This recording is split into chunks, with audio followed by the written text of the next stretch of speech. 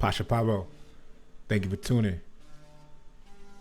One thing I was doing over the weekend, I got a story to share with you. I promise you that a lot of your feelings, because I'm not emotional, a lot of your feelings are actually the reflection of your own poor leadership. I'm going to prove that to you today in the arena of communication, and I'll give you a path to follow. We can go from there. So one thing I did over the weekend, which I do often, which is why a lot of people feel the way they feel about me without the knowledge of what it actually is, because then they will understand it's actually their responsibility, which they don't want to hear. Because what I learned about 2024 is that, I ain't gonna say everybody, but a lot of people are in a mindset of wanting to find a way to be considered, be called, be treated like a victim, versus taking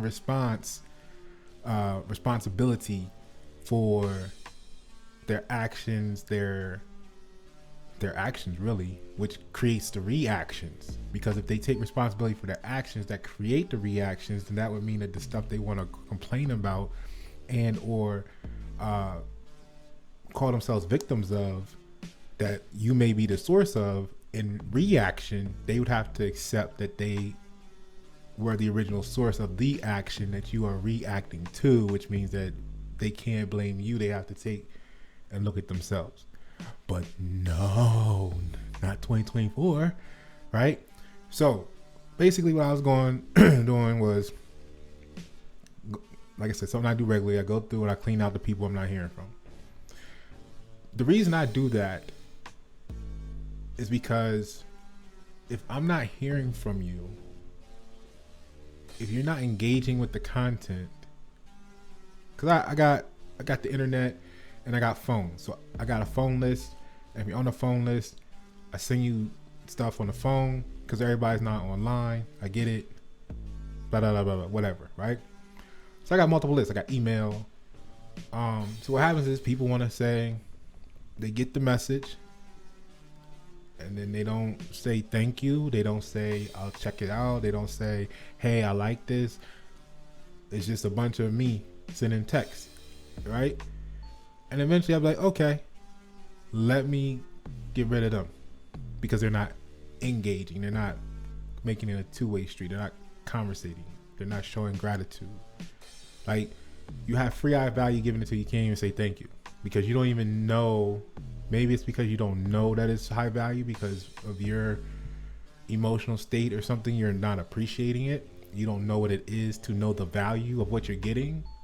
You see it as a problem. Whatever it is, it's an issue. So rather than to continue to bombard that person, I get rid of them. Now, I'm not the type that just do stuff behind your back or without saying it to you, which is I don't like. I don't like people that talk. If you can't say it to them or you haven't told them, then don't tell me, because everything I tell you, I'm not actually talking about the person. I'm talking about the idea or the concept of what happened in this situation. If I use the person's name or I don't, I'm talking about the idea to people. Maybe you're talking to people about the idea, but you're talking to somebody who talks about people, right? Which is very low vibrational. So they can't get what you're really talking about because they're too worried about who you're talking about, right? So anyway, the point of the matter is, I go through and I get rid of people who just have proved to me that they're not the people I want in my network, whether that's because of whatever reason. And it's not to say they're a tragic person. It's just to say that they're causing me some sort of toxicity. Now, around other people who share the same toxic traits, they're not going to be seen as being an issue, because it's like oil, and oil is oil, right? However, oil and water don't mix. Okay? So when I see that you're not engaging, I have to take responsibility that maybe I'm giving you something that you don't want or don't see the value for. And if that's the case, I don't want you in my network, because I want to be able to freely distribute what I have to people who appreciate it, and then we can rock and rise together. Simple as that. And if it's not you, then that's fine. But what I'm doing is I'm preparing now for what I want my 2025 to look like. If you're on my Facebook, you see me configuring stuff. You see me. I just launched signature brand alliance. Highlight that, and I'm just really getting in position because I want to be ready. So I gotta be prepared for myself as a leader. So I go through, and I don't do things without telling you when it involves you, which is different than a lot of people. They want to, anyway. So I send messages like, hey, look, just want to let you know, I'm whatever. I'm removing you from my phone and disregarding your messages I sent you at this point because I haven't heard from you, and whether it's me or you, I don't want to cause any more post-traumatic stress disorder. Blah blah blah. Bloom bloom bloom bloom bloom bloom bloom. Enjoy. Like, that's a little clip I sent, and then I delete them and I delete the messages. Because I don't, it's a black hole of energy. It's like, where's it going? I don't know. So a small percentage of them throughout the course of the weekend reply back. Let's say out of 100, 10 people reply back. Now, right away, the ones that say, oh, who is this? Done. Because how the fuck do you not know who it is? All my texts are branded. Like that, which is not, I'm not offended by it. It just shows that you weren't, this is exactly why I'm getting rid of you. You're not paying attention. Two, a couple people was like, oh, don't delete me. I actually read and watch everything you send. I just don't respond because A, B, C, and D, and da, da, da, da. And I'm like, cool. No worries. I have the solution for you. You just need to go and follow me here here's my YouTube link, and or here's my Facebook, or here's both, because that way you can do exactly what you're doing until I delete you there, right? For no engagement, because I want you to engage there too, but that's a different time period of me going through and cleaning up stuff. So here's those links, go there. Now, a couple people, one person in particular reminded me of really what a big issue is with business owners, with people in general, but how it affects business owners in particular. Whether it's from the engagement from the client feeding you this type of energy, or you or them being the actual business owner, and or both, because some of the clients we have are business owners, unfortunately. So we look at my resume. I had the luxury of being in a call center environment for multi-million-dollar, billion-dollar companies like Discover Financial. So they'll spend, $30,000 teaching you tone. They'll spend $50,000 teaching you how to control the call, which is the same as saying how to control the conversation. So I realized people haven't had hundreds of thousands of dollars in training on how to talk to people. So I don't fault them for that. I just try to educate them or give them the opportunity to become better. But when you have people that aren't in control of their emotions, they get all emotional and they miss the whole point, and you'll see what I'm talking about here now. So here's an example. Let's just call the person, anyway, it don't matter what the name is. I was gonna say let's call him Nate, right? But let's say, so I send a message, I delete them, however long hours go by, and I get a response. Hey, Pasha, I apologize for the delay. I am receiving that's what it was. I was like, I don't know if you're getting my messages or not, or, because maybe your phone, maybe you got a new number, maybe it's somebody else's number now, any of those variables. I don't know why you're not responding. So They hit me back, said, "Hey Pasha, I apologize for the delay, and I'm receiving the messages. I've been caught up in a lot recently. How are you?"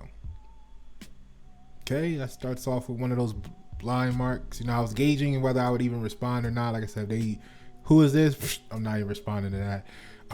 Certain things that people would say, I'm not responding. No need to respond. You got the message, which is where it is. It's the direction I'm going. Cool.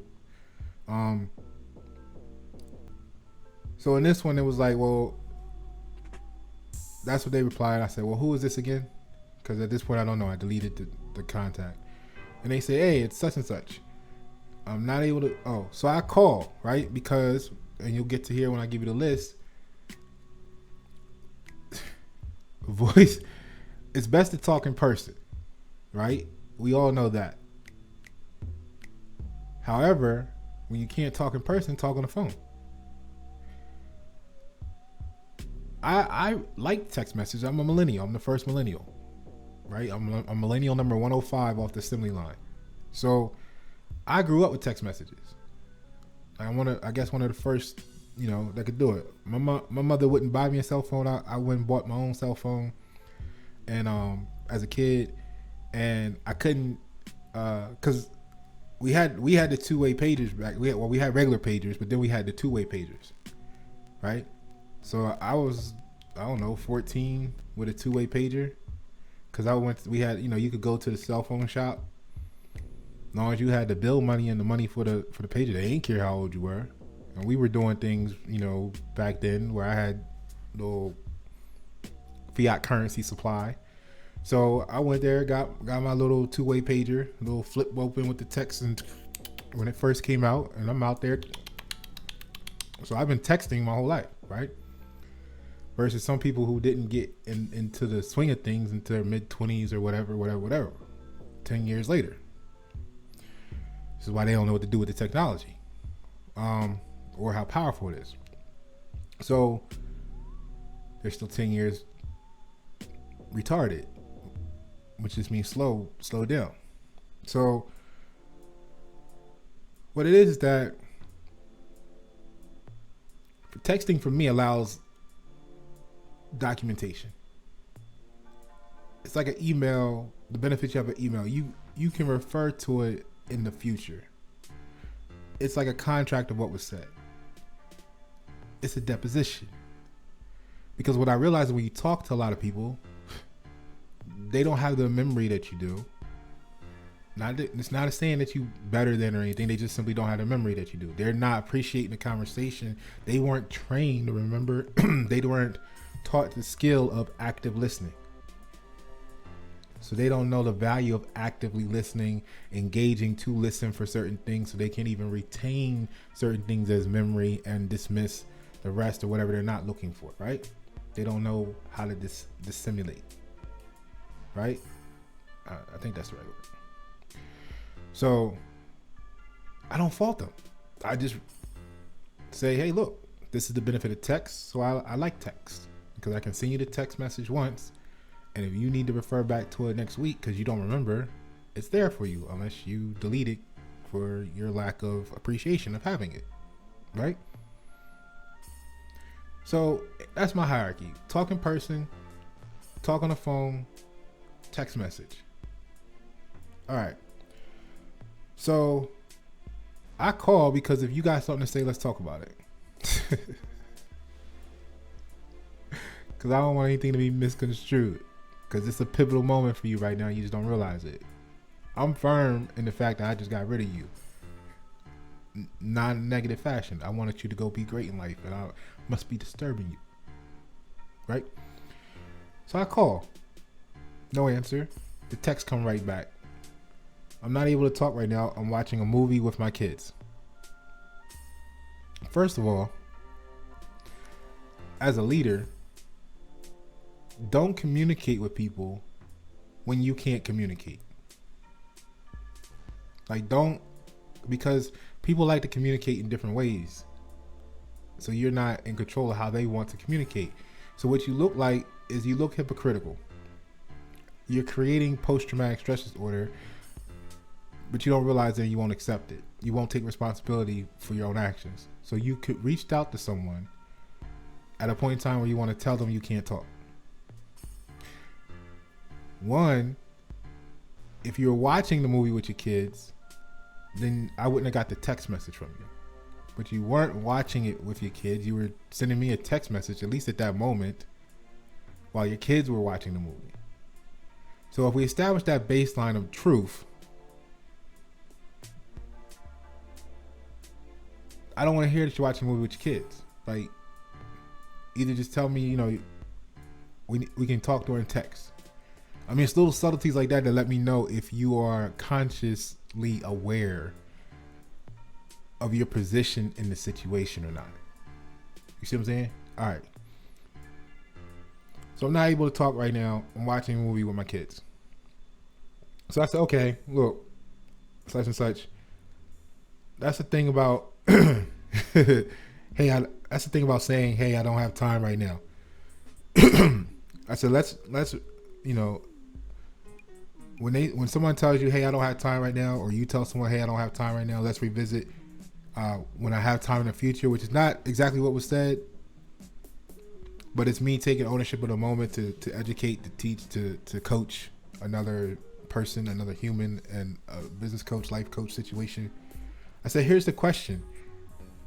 You're going to be busy in the future. We both know the answer to that. So what makes me operate on tomorrow's never promise rule that I have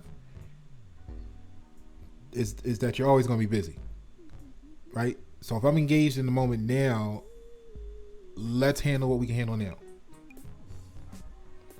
The response I got was, you know, yes, I'm going to be busy. However, I will be bringing my kids back to their mom's house as soon as the movie is over. I wanted to respond to you earlier message. I wasn't expecting you to call right then. Cool. So now you've established that you wanted to talk to me about something, right? I haven't extracted exactly what that might have been, so I'm not going to assume.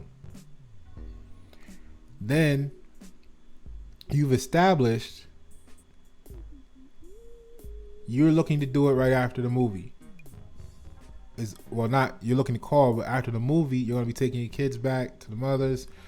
We should be able to talk at some point thereafter. Not with no particular moment given. And that's how I'm going to leave it. So I said, hey, such and such, it's always the perfect day. Now I want to do whatever is best for you. Or I said, now I want to do whatever's best for you, my guy. Me and America are gearing up to be in position prior to the 2030 agenda, if you know what that is. And I'm breaking down my text because I like to type on the computer, so it might be super long to some people. And every now and then when I remember that, I'll give a little pause and break so it goes through as like a more digestible text for them. So I said, they said, I have heard of it, however, I'm not as up to date on it as I could be because they're responding while I'm typing,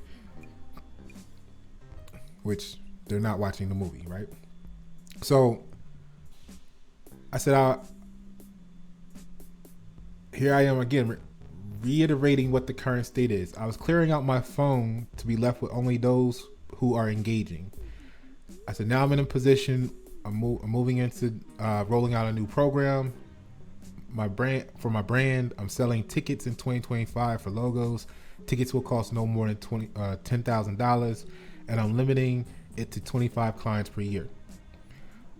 I see that we were talking about doing your branding back in January of 2024. It's August now. And I said, and it's almost January 2025. But here's where it takes the curve. Like, I'm excited about that. Here's what's going on with me. Boom. As far as my perspective. And then I say, but enough about me. Because at this point I realized you couldn't afford me in January. And my prices have gone up since then due to demand and creativeness applied. and other intangibles, and I'm positioning to go 3x of what it was when we were. So if you couldn't afford me then, I'm not expecting you to be able to afford 3x because of your current state. So I'm excited about this, but enough about me. How's the family? Glad you have your kid. Without going into details, glad you have your kids show up. That's much said about your relationship, healing and nurturing with your ex, and da da da da da. How's the relationship with mother, and what type of terms y'all on? Now I'm like, tell me about you. So he goes, I'll be driving in less than 15 minutes now. I'm like, cool. Take your time. Give me a call when you get back. A few hours go by. I'm sitting here doing stuff. And I'm like, oh shit, I haven't heard from such and such. Now, the dumb thing I got to deal with that I didn't consider is with the stupid cell phone is I'm on the 18th floor. So sometimes I got people that's legitimately saying, hey, I sent you a text, or hey, I called you, and I never get it, which is why I can look at other people and say the same thing to them. Like, hey, I don't know if you're getting my message or not, blah, blah, blah, blah. And I mean, but I'm the one that go through the point like, well, you send me a text. All right, show me the screenshot. But yeah, there's been occasions where people send me the screenshot. It's a legitimate text sent at a certain period of time. It's in the list of text messages, not like they just simulated it or something. And I didn't get it. I haven't figured it out yet. But, you know, I got to get a new, my last resort will be to establish a new baseline by getting a new phone. When I get that budget together. You guys know I'm recovering from some stuff. So that'll come shortly. It's part of being able to admit you don't know what you don't know, right? So I reach out and I say, hey, how are we looking on the call? You back home? I would prefer that you were home so I know you're safe versus while you're behind the wheel, because I don't assume everybody's driving, because I'm not a driver. I'm a traveler for entertainment purposes. So, no response, right? Which is a pet peeve of mine, because it's post-traumatic stress disorder. When you look at the stuff, the detail, withholding information is one of the key elements as defined by the ADAA of what creates a toxic workplace. So if withholding information creates a toxic workplace, the same rules apply in any relationship, in every relationship you have, whether it's business, personal, family, whatever. So when you realize that that's part of what's damaging, but what people will do is, oh man, I don't care, they don't respond to me. No, but you do, because that's why you're talking about it. Right? And even if you don't, you want to hold it in to yourself, be quiet about it, it's still affecting your body and your mind, because it affects your mind, which translates to your body. And, you know, toxic workplace has been proven to create the same symptoms in the body as post-traumatic stress disorder, and that cortisol levels increase at certain points. Entire systems in the body shut down, and you have health problems. And you know, when they say, oh, 10 million people die from heart attacks or diabetes or this, that, the other, the ADAA scientists already are admitting for the last 10, 15 years that a good percentage of those people are dying simply not from the disease, but the disease was there because they went to work for 20 years in a toxic workplace. Like, they're already admitting this quietly to the public. The problem is people don't know this, so they don't know they're being injured or when they're being injured until it actually shows there's some massive effect on the body, some massive injury, right? But when you're aware of this, you're able to address it real time, because you can see it as the same as someone is coming at you with a knife or a gun. And that was the first impression I was going to make in the lawsuit against the company on the discrimination case, which would have changed it would have been a national first impression, which would have changed the relationship between employers and employees, which is why in hindsight I realized why whoever it was, whatever groups and organizations, you know, had to tear me down the way they did. Because if I was able to complete that, even bring it to case, in my mind I knew I was going to have I gotta call you back.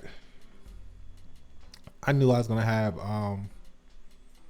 the ability to leverage, which I do because I wrote up the case, so I can still make the case to people to learn it and go research on their own, just like I'm mentioning here.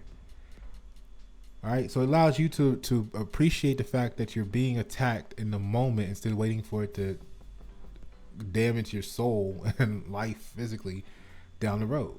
All right, and that's the difference. People that don't know any better don't know, but when you do, you sound different, and they blame you for acting differently about what they always wanted to say. Right. So I, basically getting back to it, I said, okay, no worries.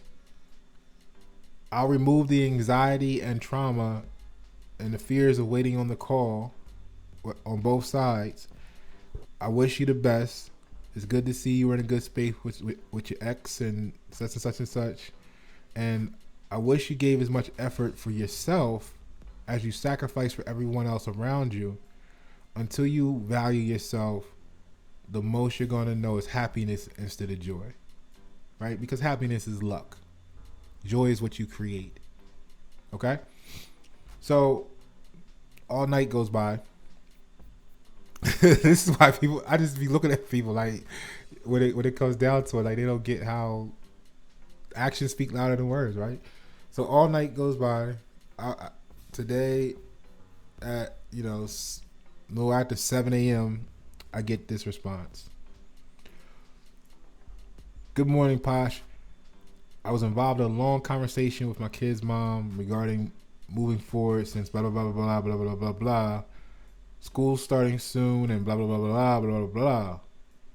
Please drop the pressure sales, and I understand that I am unable to drop everything and respond right away to you. I was driving and working during the evening. I appreciate you and your belief in living for the moment. I also live for the moment, knowing that tomorrow is not guaranteed. With that being said, I also have multiple things pulling me in every direction, and I'm in the process of balancing my life at the moment. You are not currently facing the same obstacles in your life as I am, and I am not dealing with the obstacles that you are dealing with. I would never claim that. I enjoyed our conversations prior to this string of texts. Blah, blah, blah, blah, blah. Woe is me. And I know a lot of you guys feel the same way. And that text sounds legitimate. Right? It sounds like it's legitimate, except for the pressure sales part, because that was the part I was laughing at. Like, stop trying to be a victim. Nobody's pressuring you into sales. You can't afford me. We established that earlier in the conversation. I was checking on you because I just told you goodbye. You said you wanted to talk some more. Then blaming me for pressure sales. This is what I'm saying. People don't think, man. They don't think. So, but what it is that the human mind justifies what it wants to believe.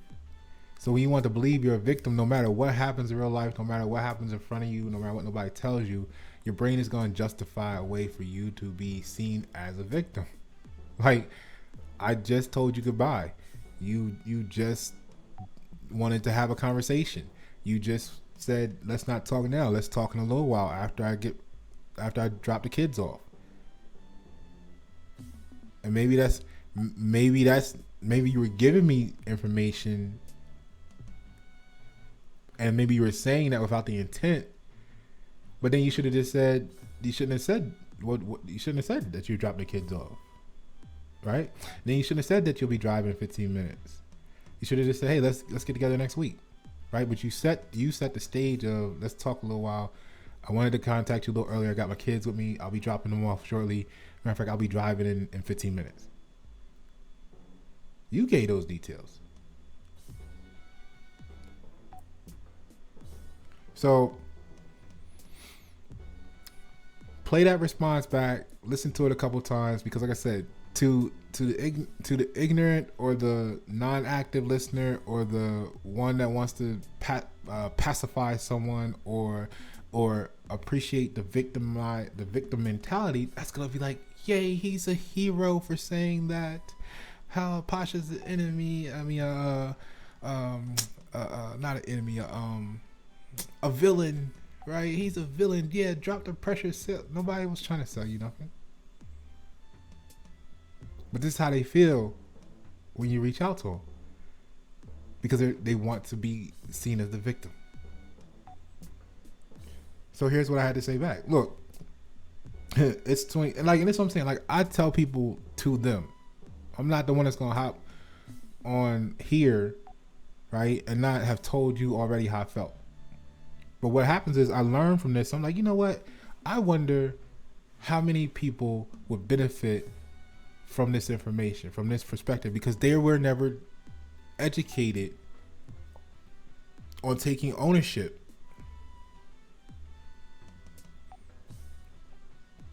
Or they're a narcissist trying to gaslight you, or having a narcissistic moment and they're gaslighting you and they don't realize it. Because gaslighting can be either intentional or negligent. But you're not going to gaslight me. I'm not going to allow that. I'm going to let you know that I know the difference. And then whatever happens after that, right? Feel how you feel about me.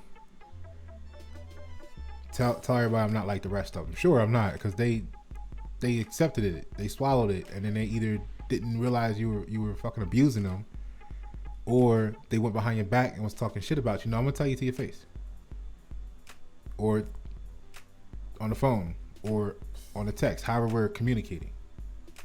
So here was my response to that. Look, it's 2024. Everyone is looking for ways to claim they are a victim, such and such. It's not pressure sales, it's communication respectfully. People don't know truth. People that don't know truth don't realize you can't be true without consideration of the infinity. This is my response. In reality, you set the expectation that we would talk by saying you couldn't talk at the moment because you were with your kids watching a movie. Error number one. Because you reached out to me while you were with your kids watching the movie. So it makes you right, but not true. So you said we could talk once you dropped the kids off.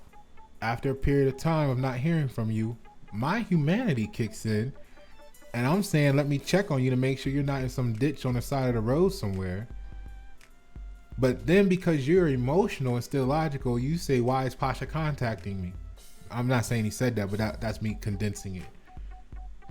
Why is Pasha contacting me? Instead of being a leader, owning the fact that you created the expectation we would talk, and being real enough to say, hold on, ex-wife, let me respond to this, and taking 15 seconds to respond to my text or something, telling me what's up. No, that would be you taking control of a situation. Instead, you rather claim I'm delivering pressure sales when the last thing I asked you for was an update on your family and your current state. The actual last thing I said prior to those questions was enough about me, what I got going on that I was excited about over the last year. Tell me about your situation. You couldn't afford me in January and my prices have tripled since then. What makes you think I was investing time in pressure sales instead of you appreciating that I was just having a conversation with you? I was removing people from my phone that I haven't heard from because that's not a healthy relationship. And in true victim form, you didn't respond to anything all year, pretty much, except me saying I'm removing you and such and such. The human brain justifies what it wants to believe. You converted a health and welfare check into a pressure sales call, all because you couldn't take responsibility for your actions, to take ownership that my reactions was based on your actions. This is allowing you to find a way to blame me for reacting to the expectation you created, and that's mental abuse to me, and I don't want to continue with people who are that blind. Then you say you enjoyed our conversations prior to this one. We'll take ownership for this being our last one, because instead of taking ownership, you found a way to blame me and reduce yourself to a victim state, which is psychological abuse to me, gaslighting, which causes PTSD. And I don't want any more of that. And you created a trust issue. That's why I got rid of most of the network we shared, because they act like kids and want to be treated like adults. So no, such and such. I will not accept your perspective you have provided, and the unemotional entire, and I provided you the unemotional entire truth for your future examination in life. I want to be connected with those who appreciate the truth, and I promise we have proved in this conversation that's not you. And I have laid the path to it for however the trust issue you created means I will not share the journey with you, blah, blah, blah. And then here they are. Goodbye. Goodbye. Right? And I was in the middle of saying, enjoy, and I will not be contacting you again, which is what I said in the beginning of this communication.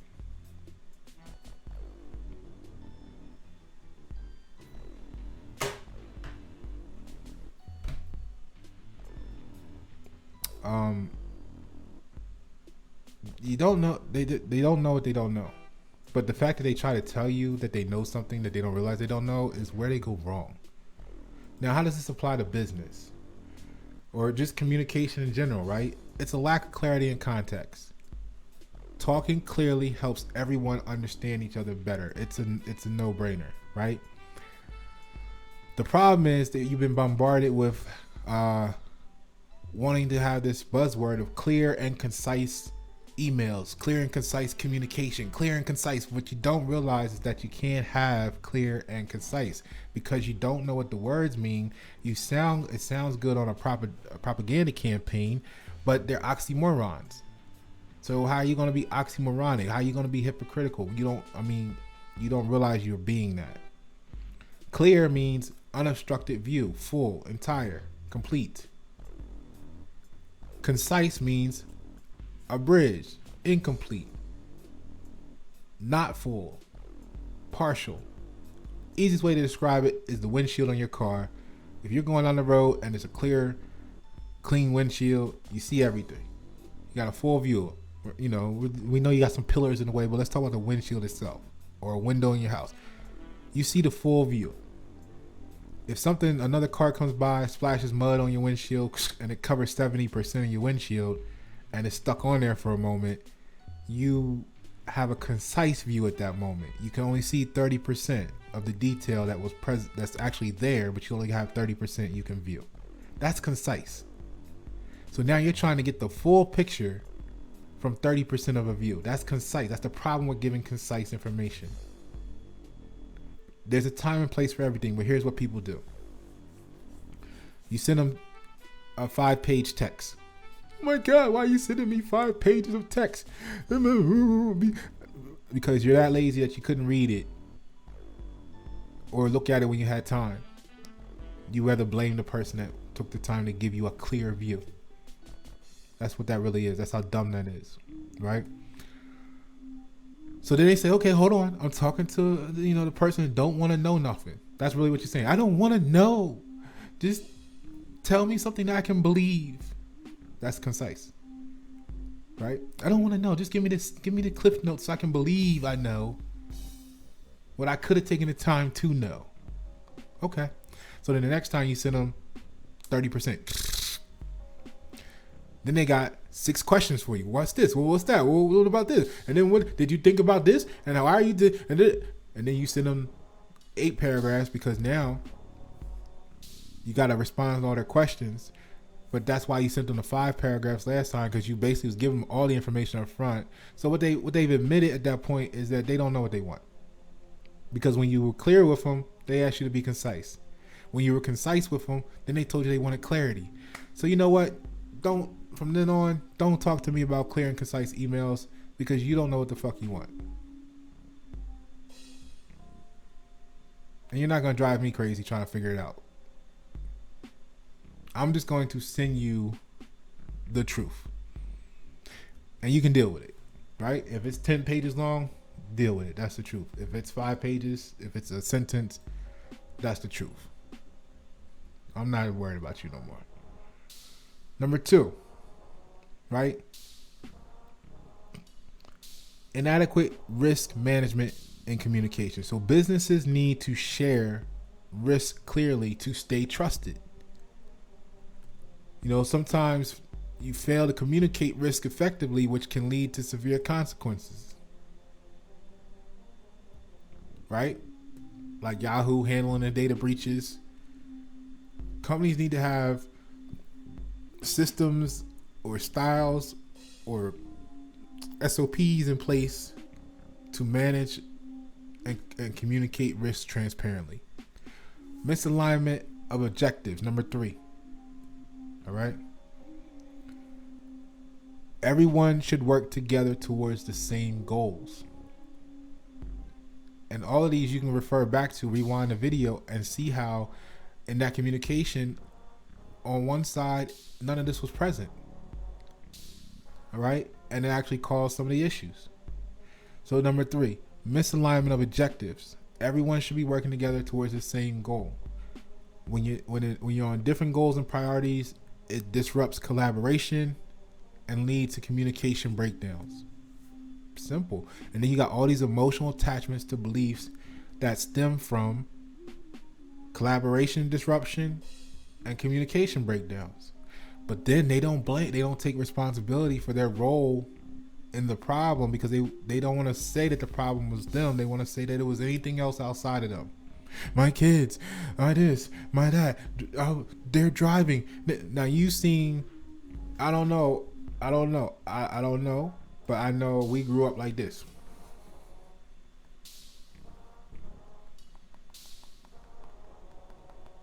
Let me give you that sound, the ASMR.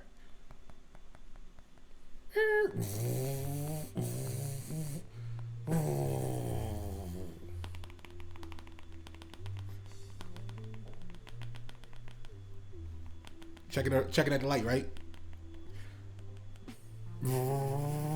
So what we know is that when you want to, you gonna do it. Don't give me no bullshit, right? That's what they don't realize they doing. They don't realize they doing it. Okay? Because I know we gonna send a text when we behind the wheel when we want to. All you really telling me is that you didn't value the situation enough to do it then. And at the same time, if you're not skilled enough to do it, I don't want you to try it.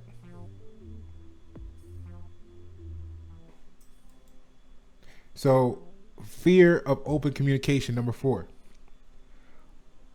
Talking openly helps everyone share ideas and solve problems. Unless you get the people that shut down with the goodbye because you told me how I could fix myself. And I don't want to be fixed. I just want to continue to be a victim so I can share my victim state with people so that they can have sympathy for me. I'm not trying to improve. Goodbye. I don't want to look in the mirror. Right? That's what it is. That's what it sounds like. And I don't want those people in my network anymore because I keep hurting their feelings.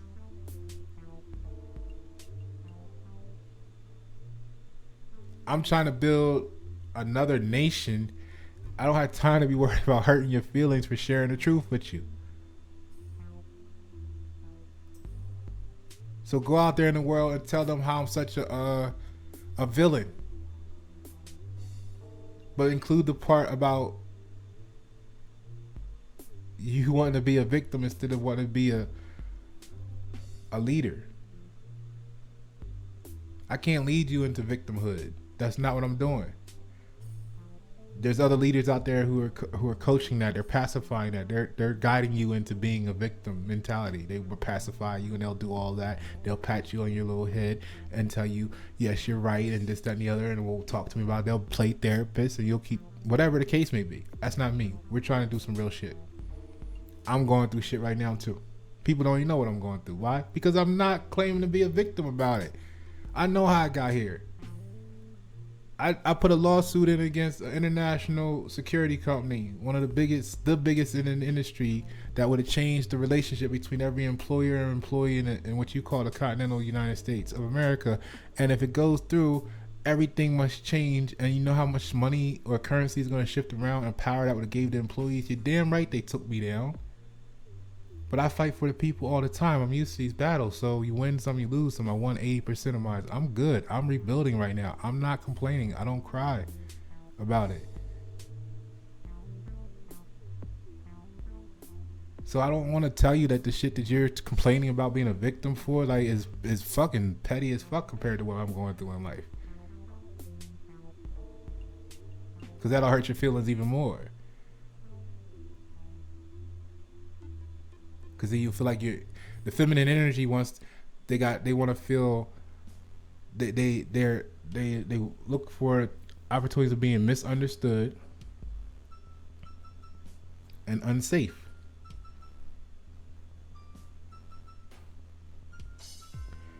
The problem is when you're being fictitious around real people. At first, you feel misunderstood because you're wondering why it's not working on Pasha. No, you're not understanding what I'm saying. Like, I told you I was with my kids right now. No, you're not understanding what I'm saying. Like, don't text me when you're with your kids. Wait till you got time to talk. Oh, no, I don't think you're hearing what I mean. Like, what I'm saying is that, I'm driving in 15 minutes. Like, nah, look, I don't care because you're talking to someone who talk on the phone while they're in the car. What's the problem, right? Like, stop giving me these. We're gonna get over these obstacles because that's what I'm trained to do. Like, you should have checked my resume. I'm not trying to be difficult. Like, I'm trained to solve problems. If you present a problem with me, that's easy. We're smacking the shit out of that out the way. Get out the way. Get out the way. You're like, why aren't these problems blocking them? And Pasha's just like, and you're like, no, stop. Right? It's like, well, stop lying to yourself, and then I will have to slap these problems out the way. That's really what it looks like.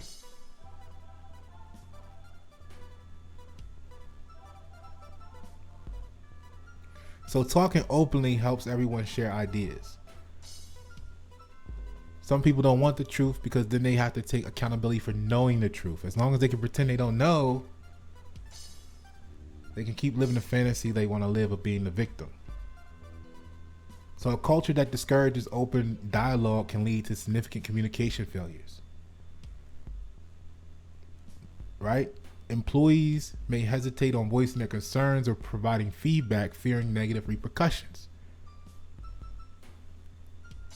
When you want to be fake, the truth appears to be negative repercussion for you. This is why you can't have certain people in your network, because they're going to say you're negative because you're bringing the truth, which appears negative because they want to be fake.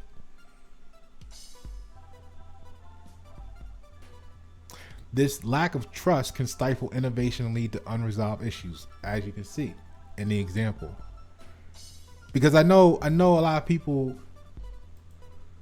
it hurts a lot of people's feelings when I do this, and I do it every so often. I deleted 2,400 people on Facebook at one time before.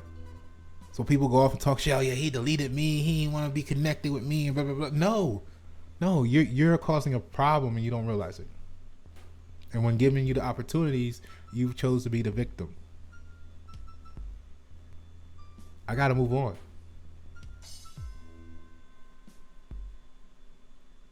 I don't want to share victimhood with you. So an opportunity like this is to educate, because everybody, when I talk to them, they got these same issues. They just don't act on them. They go talk shit about you behind your back to me, and then I gotta hear about it.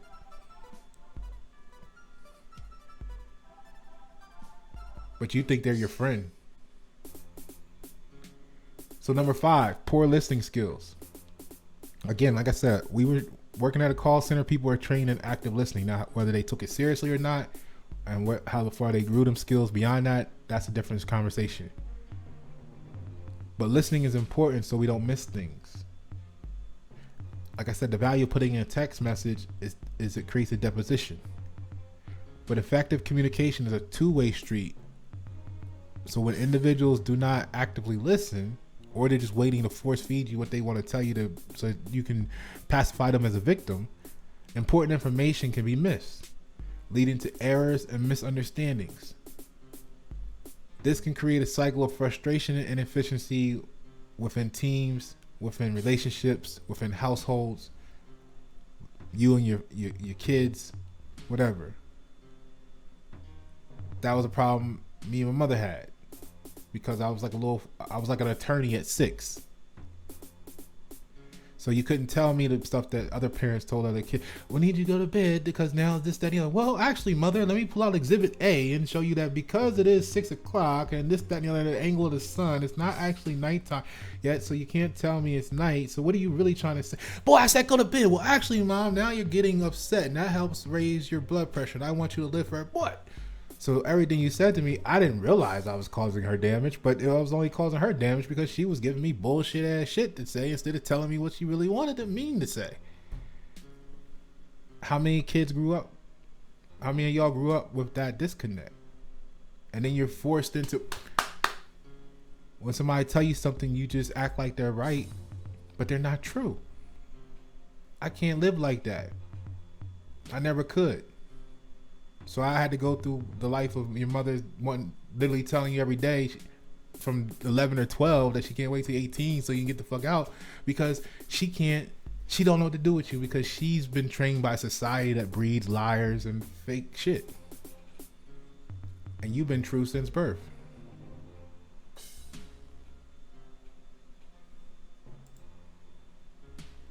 Like, I seen what happened in my household and my family and father and mother relationships, and I understand that it was society's fault. This is why I have maybe such a bias to this journey I'm on about changing the world, because the world is the way it is has destroyed everything. People just don't realize it's destroyed. If all you grew up in was ashes, you would never know it used to be a tree there.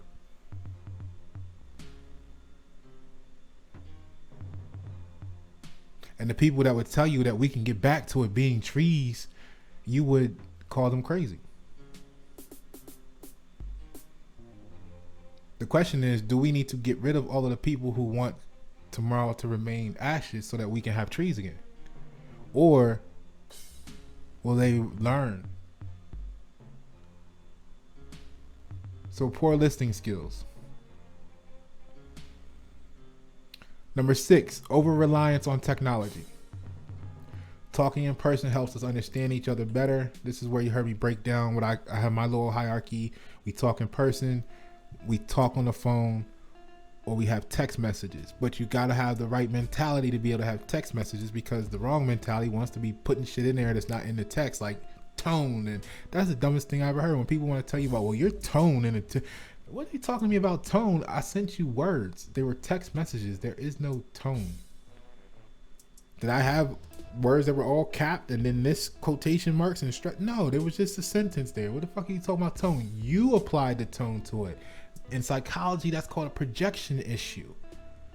You, again, the human brain justifies what it wants to believe, and what you saw was a sentence and you wanted to be a victim, so you put the stress on this word and that word because that would make you the victim. All I said was, are you back home yet? You ready to talk?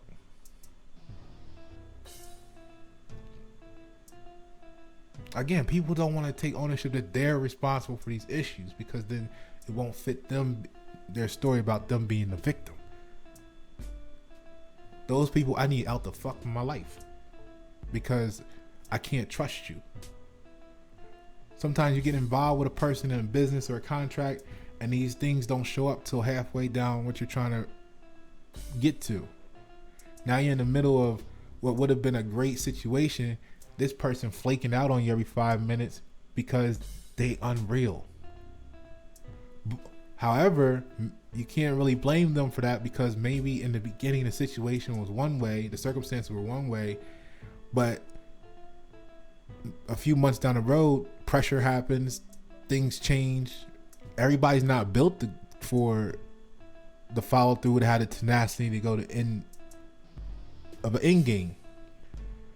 So they start to flake out, their weaknesses shows, they crumble, they crack, and they start to panic, and then they start to listen to other people. They don't know what the fuck's going on, don't know what y'all have done for the last, don't know what's different about what you got going on than what they thought when they looked at it. They don't know shit, but then they start listening to them because that makes them comfortable, the pacification factors, and that helps their weaknesses shine. And now they feel like, you know, I should flake and I should do this and I should crumble now, because that's what they do under pressure.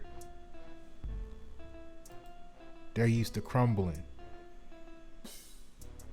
I'm not saying be torn down. You standing tall while your shit being torn down, that's one thing. I'm not saying you standing 10 toes, 500 people against you. Like, that's what I'm going through. Y'all don't know shit. I'm talking about y'all fell running around the track shit and, oh, what was me? Right? So sometimes these issues may not display themselves until the circumstance or situation occurs that brings it out of that person. It's like something I'm dealing with now. You know, you talk to these business owners, they're all, I'm a business owner, I'm CEO, I'm this, I'm that. And then they start acting like little kids.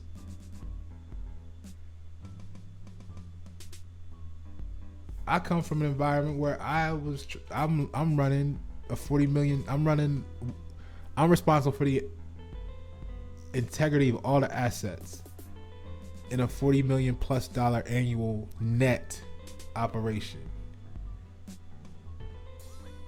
I don't have time for little kid mentality. It's every minute that machine down is potentially hundreds of thousands of dollars. Not every minute, but at least every day.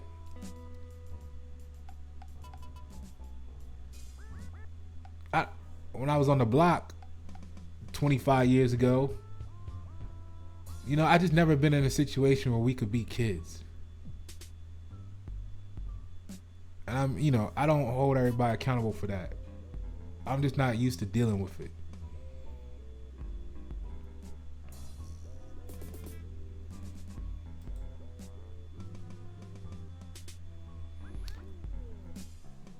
So while technology can enhance communication, over-reliance on emails or messaging apps can lead to miscommunication. Important nuances can be lost. Written communication and the lack of face-to-face can interaction can be hindered, causing disruption of relationship building, basically, right? Number 7, and the last one, failure to adapt communication styles. Everyone likes different ways to share their ideas. That's a simple way to put it. All I ask from people is be true. If you a fake person, cool. Go be fake with everybody else you know, because if we're here in this time and space, there was something about you that got you that far. You're already fake, right? So nobody's going to notice that you're being different. If you be true with me, I'll appreciate that. Right? Don't worry about what everybody else think. You're already fake. So when they see you being true to me, it'll just look like you just another fake action from you from their perspective, right?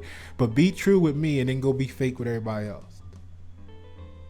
Or if you're gonna be a full-time fake person, then just save you some time and don't even bother with the attempt with Pasha. I want 100% core true people, or people that want to be true and maybe haven't learned the little nuances that cause them to actually be hypocritical, to not realize that they've been lying to themselves. If I can coach you on that and you can heal from your trauma and start to embrace the truth, then we can grow together. But if you're gonna get emotional and send me goodbye, then I told you goodbye yesterday. But you had to flip it so that you could send the goodbyes because it fits your victim mentality. Right? Like, no, I want to be the one to say goodbye. Let me go through this whole process so that I can be like, you know what, goodbye then. I told him goodbye. Look at this text message I sent him. Pressure sales of me. Like, motherfucker, shut the fuck up. You lying. So different individuals have varying communication preferences. Failing to adapt one's communication style to suit the audience can lead to confusion and disengagement. All right. So when people are like, yeah, Pasha don't fuck with us, so we're gonna band together and try to destroy him. You created the disengagement because you didn't want to be true. And I never blamed you for that. I just told you you'll enjoy the people like you more. And that offended you. It offended you that someone actually knew who you were enough to say, you know what, go be with other people like you. Now,